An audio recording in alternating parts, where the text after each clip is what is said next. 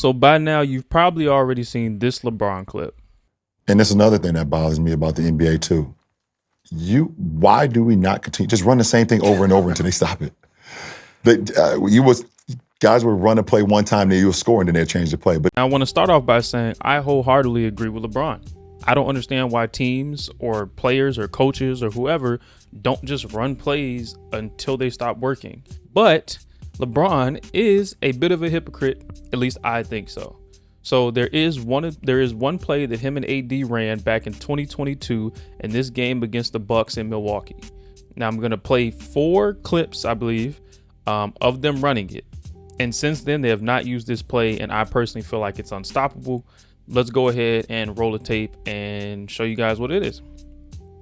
So this first one that we have right here, every play is some variation of what you see right here. LeBron's going to get about a short corner or so.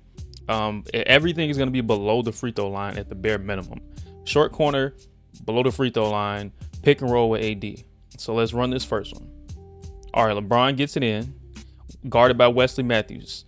This is a theme you're going to see. Because this is so short, AD is really able to get in here and plant this pick. Now, a lot of times you see guys sprinting up to the three-point line to set a pick and roll. They get a lot of moving screens. They don't get good screens set or good picks set, I should say, because they're running too far. They're expending a lot of energy, and they don't really have the time to get it set.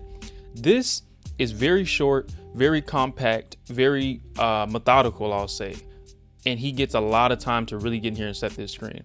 Now, as you'll see, as that happens, Westbrook is clearing out to the corner. Nowadays, that'll be a better shooter like D'Angelo Russell or Taurean Prince or Austin Reeves is also out here, but he could possibly be in that spot as well. Instead, you have Troy Brown and Westbrook out here. This spacing will be a lot better, but it works with the current spacing that you see. So here we go. LeBron gets the pick set for him by AD. He's so close. Look how long he's holding this screen. He's making sure he gets a good screen set, but he has not even moved his feet. AD has not even moved his feet because he's so close and he can really get a good screen set, which is not common in today's league. All right, LeBron takes the screen.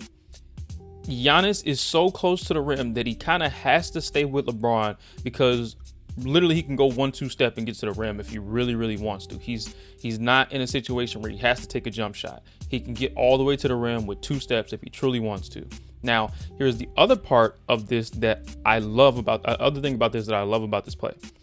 When AD does how he's supposed to, which most big men nowadays do not do properly, he opens up.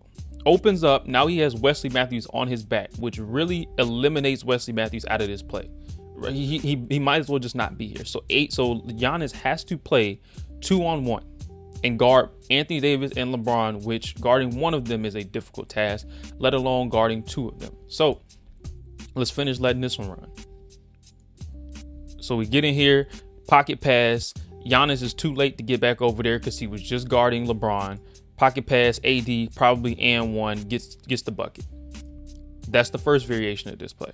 Second variation of this play. Now, I don't have the sound on because I don't know, copyright or whatever. I'm not monetized. Who cares? But I don't have the sound on. But if it was on, you can hear them say every time down, they're on this left side, which they did. Coming down the stretch of this game, every single play down, they had LeBron down here on this little short corner with AD coming over for some variation of a pick and roll. Again, below the free throw line. They got everybody else spaced to the other side because what do you want? Your 2 best players in the action at all times, which is, I think, where a lot of teams go wrong. They don't have enough action with their 2 best players involved. I'm not going to say a name because I know that fan base is really rowdy. I made a video about them before and they did not let me hear the end of it. So here we go. We got another short pick and roll. AD coming over to set it. Instead, Drew Holiday is doing what he's supposed to do, keeping him baseline. Brook Lopez is so worried about the help because of it. AD gets to just slip out. Again, this is the thing. There are so many options out of this very simple action. Extremely simple action. There's so many options out of this. AD is not a great 3-point shooter, so Brook Lopez very well may be playing the percentages here, which I'm not mad at him for doing. But now this puts you in a real bind. So instead of setting it, AD has time to pop. He pops because Brook Lopez is so worried about the possible paint touch of LeBron if he were to come off that pick and roll. Now he's all the way out here and AD gets a wide open three, right? Again, playing the percentages, AD is not a great three-point shooter, but now he hits one and he's feeling good. And now next time, as Brook Lopez, you can't sag down in that paint. You have to be up and prepared in the event that AD pops again. So that's the second option out of this. Now here's another variation, and this is how they get into this sometimes, all right, on this play. So AD will get it kind of up here at the top of the circle, do something to kind of get not Westbrook, Austin Reeves out of the action. He's most likely just going to clear out to the corner, right?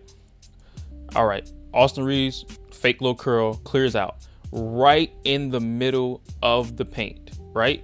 Both of them, well, LeBron is below the free throw line. AD has a foot below the free throw line. Everything is compact.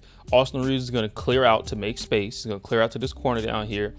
Javon Carter, although Westbrook is not a three-point threat, he is a threat for like little cuts in front of your face, behind your back, dunker spot around the rim. Pat Connaughton cannot leave Lonnie Walker over here on this wing, so he's completely out of this play.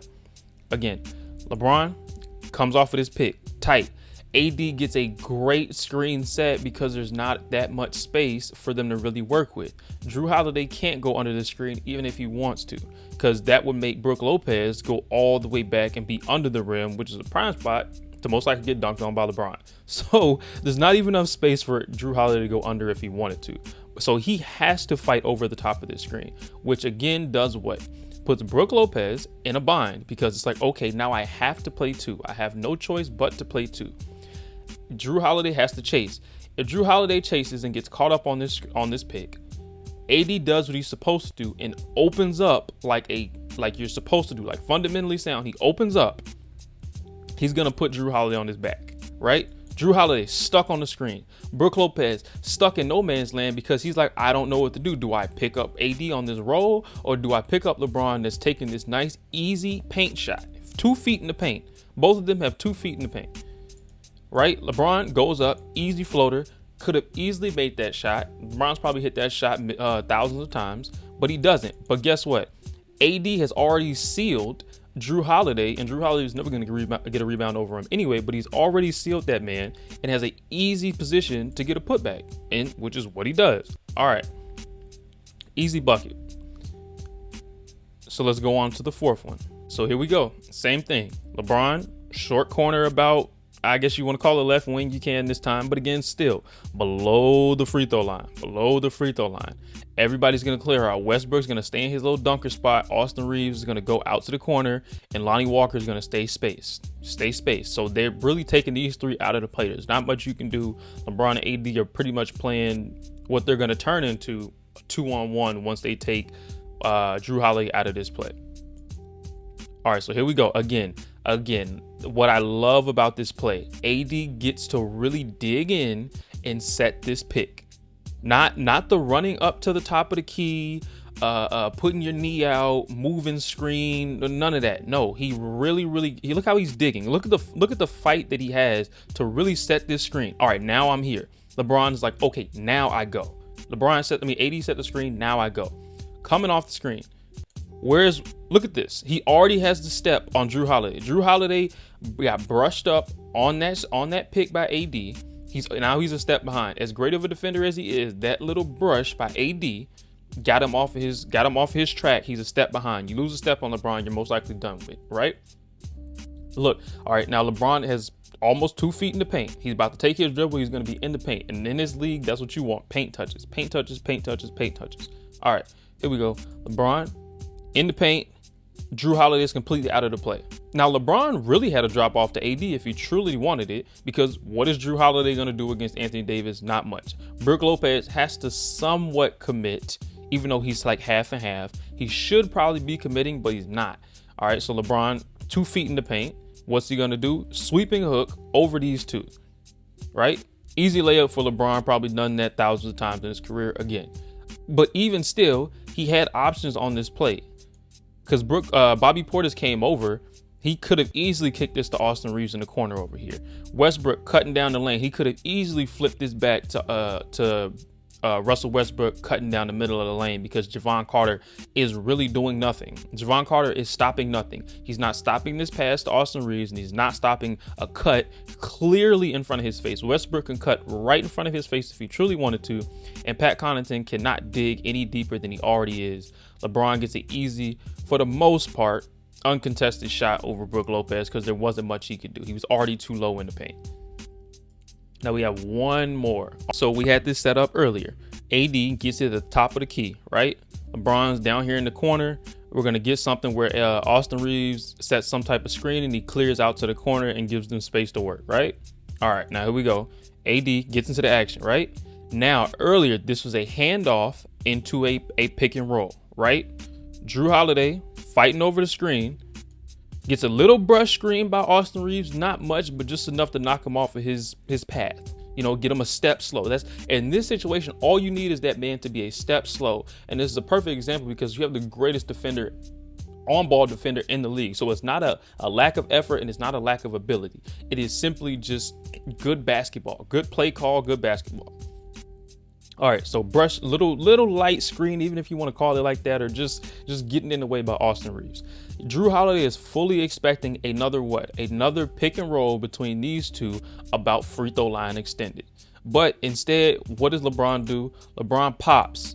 Now, Drew Holiday stops short because he's anticipating this pick and roll. But by the time he realizes LeBron is raising up, it's a wide open shot for 6'8" LeBron over a 6'4" Drew Holiday, who's 2 feet away from him. That's wide open. That's in rhythm. They're already feeling good. They've already seen the ball go in the basket, and that's a bucket for LeBron. Now, if I can tell you how the rest of this game goes, Lakers do end up winning, but they don't go back to this play. The rest of the game, they do not go back to this play. I'm a Bucks fan personally, and I was even shocked. I was like, they're killing us with this play. Why did they go away from it? Granted, still won the game. That's the most important part. But the reason I even bring this video up now is because of what LeBron just recently said in his interview with his podcast, I should say, with JJ Redick. It seemed a little, it was a bit of a hypocrisy to me because he has this situation right here of something I can remember way back in 2022 of where he had the play. They ran it 5 times. They got great shots out of it every single time. I have not seen it. I didn't see it in the end of this game, the last 4 minutes of this game. I have not seen it since. Now, Laker fans out there, y'all probably watch more games than I do. I try to catch as many as I can, but I have not seen this play run again, especially not in this capacity. And I'm curious as to why it has not come back because I think it's a great play.